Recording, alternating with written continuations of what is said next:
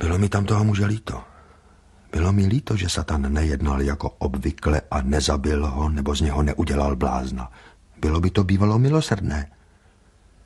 Satan tu myšlenku zaslechl. Byl bych to tak udělal, jen nebýt jeho ženy a ta mi neublížila. Brzo za ním přijede tam z jejich vlasti z Portugalska. Vede se jí dobře, ale moc dlouhý život jí nečeká. A teď zatoužila setkat se s manželem a přemluvit ho, aby se s ní příští rok do vlasti vrátil. Zemře a vůbec se nedoví, že on odtud nemůže. Neprozradí jí to? Kde pak? Nesvěří tohle tajemství nikomu. Pořád ho bude pronásledovat myšlenka, že by se někdy mohl podříct ze spaní a zrovna by byla na doslech některá portugalská služebná jeho ženy. A to z těch domorodců nikdo nerozuměl, co si mu říkal? Ani jediný. Ale on bude mít pořád strach, že některý rozuměl. Ten strach ho bude mučit, protože nad nimi vždycky mával knutou. Bude se mu zdát, jak ten jeho strom kácejí. Za dne si moc klidu neužije a o noci jsem se mu už postaral. Ne moc, ale přece mě skličovalo, když jsem viděl, jak zlomyslně se Satan těší z plánů na další dny toho cizince. Věří tomu, co si mu řekl, Satane? Myslel si, že tomu nevěří, ale když jsme zmizeli, hned to bylo jiné. A ten strom, co stojí tam, kde žádný strom nestál, ten tomu napomohl. Ta střeštěná a nevysvětlitelná rozmanitost plodů a jak potom strom náhle schřadl, to všechno napomohlo. Ať přemýšlí a vykládá si to, jak chce, jedno je jisté. Zalévat ten strom bude. Než ale dneska přijde noc, začne novou životní dráhu. A tu změnu přivodí jedno opatření pro něj docela samozřejmé. Jaké opatření? Přivede kněze, aby z toho stromu vyhnal ďábla. Jste tak směšný rod, ani sami netušíte, jak jste směšní. Prořekne se tomu knězi? Ne. Namluví mu, že strom stvořil nějaký kejklíř z Bombeje a je prý třeba vyhnat z něho kejklířova ďábla, aby zase zdravě rostl a nesl plody. Knězova zaříkadla nebudou nic platná. Portugalec se pak toho záměru vzdá a připraví si kropící konev. Ale kněz ten strom spálí, vím to. Nedopustí, aby tam zůstal stát. Ano. A kdekoliv v Evropě by se stromem upálili i toho muže. Ale v Indii jsou lidé civilizovaní a tak se nic pálit nebude. Muž toho kněze zažene a bude se o strom starat. Ty jsi mu ale připravil těžký život, Satane. Poměrně těžký. Nesmí si myslet, že má dovolenou. Poletovali jsme kolem světa z místa na místo jako dříve a Satan mi ukazoval 100 divů, které většinou nějak obrážely slabost a přízemnost našeho rodu. Ne ze zlomyslnosti, to jistě ne. Zřejmě ho to jen bavilo a zajímalo. Jakoby přírodovědce bavila a zajímala sbírka mravenců.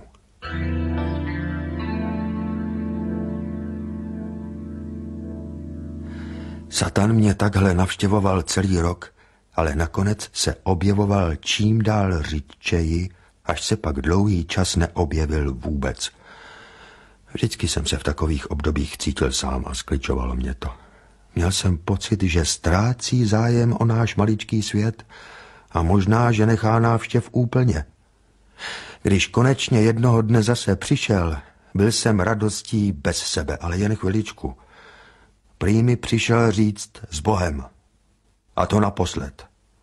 Prý musí všelico zprozkoumat a zařídit v jiných končinách vesmíru a zdrží ho to tam na delší čas. Takže já bych se ho už tak jako tak nedočkal. Ty vážně odcházíš a nikdy se už nevrátíš. Ano. Přátelili jsme se spolu dlouho a bylo to milé. Milé oběma. Ale teď musím odejít a už se spolu neuvidíme. V tom životě, Satane, ale v dalším životě? Jistě se přece setkáme v dalším životě. V té chvíli mi naprosto klidně a střízlivě dal tuhle podivnou odpověď. Není žádný další. Jakýsi podvratný vliv příštící z jeho duše vnikl do mé duše a probudil ve mně mlhavý, zastřený, ale blažený a nadějný pocit, že tato neuvěřitelná slova snad jsou pravdivá. Že dokonce jistě jsou pravdivá. Nikdy tě to nenapadlo, Teodore? No ne, jak mě to mohlo napadnout? Ach, kdyby to jen byla pravda. Je to pravda. Pocítil jsem v prsou hotový výbuch vděčnosti, ale pochybnost ji zarazila. Ale viděli jsme ten budoucí život, viděli jsme, jaký opravdu bude. To bylo vidění. Neexistoval. Probouzela se ve mně tak úžasná naděje, že mi to až bralo dech. Vidění. Vidění. I život je jenom vidění. Je jenom sen. Zrovna to elektrizovalo. Bože, když jsem tak hloubával, 1000krát mě napadla právě tato myšlenka. Nic neexistuje. Všechno je sen. Bůh, člověk, svět, slunce, měsíc, hvězdná poušť, sen. Všechno sen. Neexistují. Neexistuje nic než prázdný prostor. A ty. Já. A ty nejsi ty.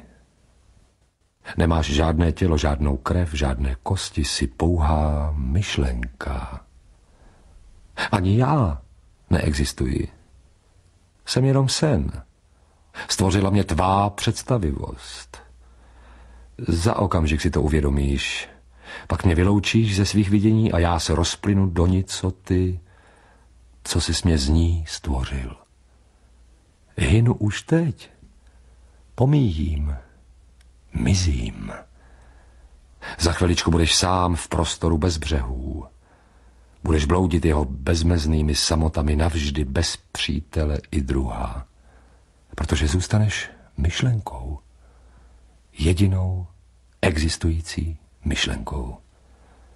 A je dáno tvou přirozenou povahou, že je to myšlenka neuhasitelná a nezničitelná. Ale já, tvůj ubohý sluha, jsem tě objevil tobě samému a osvobodil tě. Sni další sny. A lepší. Je to podivné, že jsi to netušil před dávnými léty, před stoletími, věky, protože trváš bez jediného druha po všechny věčnosti. Opravdu je to podivné, že si netušil, že ten tvůj vesmír a jeho obsah jsou pouze sny, vidění, představy. Je to podivné, když jsou přece tak bez všech zábran hystericky šílené, jako všechny sny. Bůh, který mohl stvořit hodné děti, zrovna tak jako nehodné, a přece raději stvořil nehodné. Který všechny mohl stvořit šťastné a přece nikdy ani jedno šťastné nestvořil. Který způsobil, aby si vážili svého těžkého života a přece jej naměřil tak skrblicky. Který svým andělům dal věčné štěstí, třeba že si je ničím nezasloužili. A přece požaduje, aby si jeho ostatní děti štěstí zasloužili. Který svým andělům dal bezbolestný život, ale na ostatní děti uvrhl klatbu palčivé bídy a nemoci duše i těla. Který ústy mluví o spravedlnosti a vynalezl peklo. Mluví o milosrdenství a vynalezl peklo. Vyhlašuje 10, hlásá 70krát 7 odpuštění a vynalezl peklo. Který lidem mluví o mravnosti a sám nemá žádnou. Který kárá zločiny a sám se všech dopouští. Který stvořil člověka, aniž ho o to někdo žádal a teď se snaží přenést odpovědnost za lidské činy na člověka. Místo, aby si tu odpovědnost čestně nechal tam, kde správně má zůstat. U sebe. A nakonec s tupostí úplně božskou žádá tohoto ubohého, potupeného otroka, aby ho zbožňoval. Teď jistě chápeš, že tohle všechno je všude jinde, mimo ve snu zhola nemožné. Chápeš, že jsou to čiré dětinské střeštěnosti, hloupé výtvory představivosti, která si neuvědomuje, že se podává vrtochům, že je to zkrátka sen. A ty jsi jeho tvůrce. Je tu všechno, čím se vyznačuje sen. Měl si to rozpoznat už dřív. Co jsem ti odhalil, je pravda. Není žádný Bůh, žádný vesmír, žádný lidský rod, žádný pozemský život, žádné nebe, žádné peklo. Je to všechno sen. Groteskní a pošetilý sen. Neexistuje nic než ty. A ty jsi jen myšlenka. Bludná myšlenka, zbytečná myšlenka, myšlenka bezdomova, bloudící osaměle prázdnými věčnostmi. Zmizel. A já tu zůstal ohromen, protože jsem věděl a přijal jako hotovou skutečnost, že všechno, co říkal, je pravda.